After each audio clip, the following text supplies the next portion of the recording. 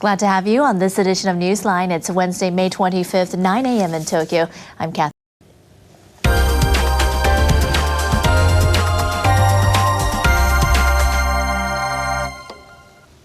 When it comes to treating people traumatized by natural disasters, conventional psychology sometimes falls short. But a new approach has surfaced. Conceived in the U.S., the method treats a victim's mind and body as a unit. Now a specialist from Brazil has arrived in Japan's disaster area, putting his therapy to good use. More than 2 months after the disaster, people struggle with their emotional wounds.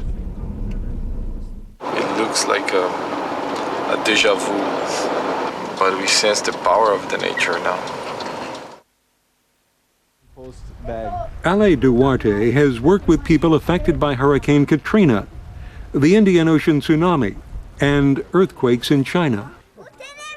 Here, some youngsters appear hyperactive. Duarte senses that their cheerful behavior may conceal grief, fear, or other harmful emotions.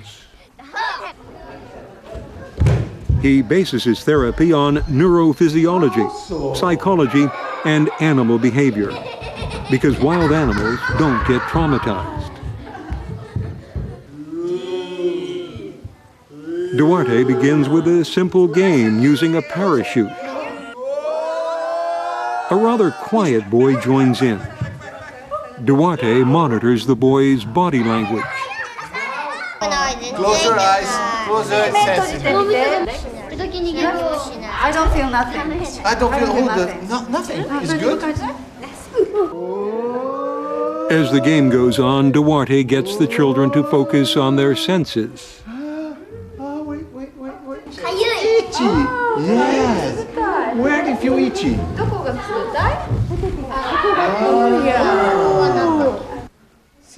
Tingling, trembling, numbness. Noticing these sensations will help the boy return to his normal condition. One, let me see your arms. Let's see how our brain works when we feel threatened.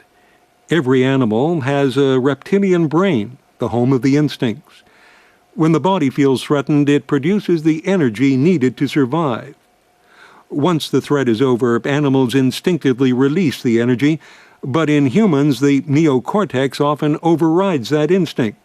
So the extra energy becomes locked in the body and might set off trauma. Following the Sichuan earthquake, this boy had shut down, physically and emotionally. For several weeks, he couldn't stand.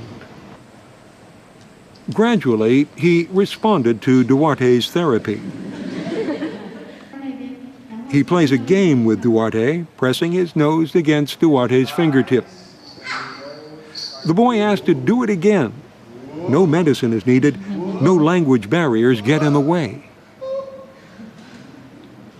When the 40-minute session is over, a breakthrough.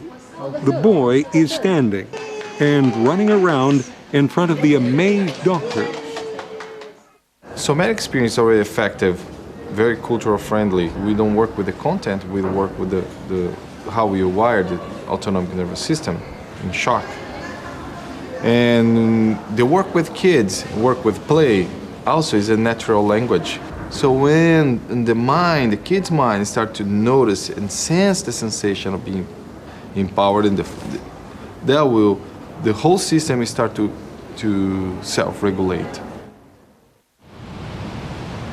As the reconstruction slowly moves forward, more evacuees experience fatigue, but there's not enough care available to help them cope with their trauma. Duarte's team arrives at a shelter. They're here to share their method with local aid workers and school teachers. Many are often unaware that mind and body have to be treated together. We got that compassion fatigue. The parachute flows like a wave. That movement may recreate the tsunami. Lighter, yes. Warm.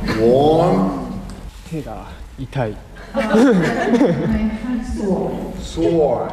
If you free the body to speak for itself, trauma can be cured, sometimes instantly. The game will be shift to therapy. Outside, team members offer healing hands to the evacuees and aid workers. The practice helps them avoid trauma or burnout. なんか緊張が解けた感じ。Biggest difficult for, especially for everybody, that we are here in our head. Our demands are in our head all the time. When you start to tap into the sensations with our awareness, things start to change, and that will change also here. More calmer, more space to think, better way to look around. It's a new language. It is a new language.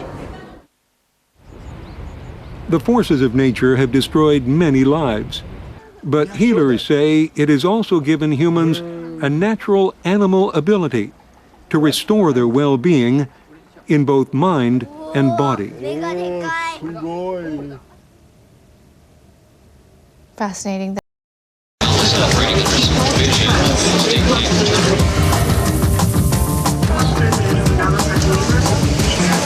Okay, we're in reaction to steroid merger to boost their Bow stressed that Japan and just on Monday. Among them, now the largest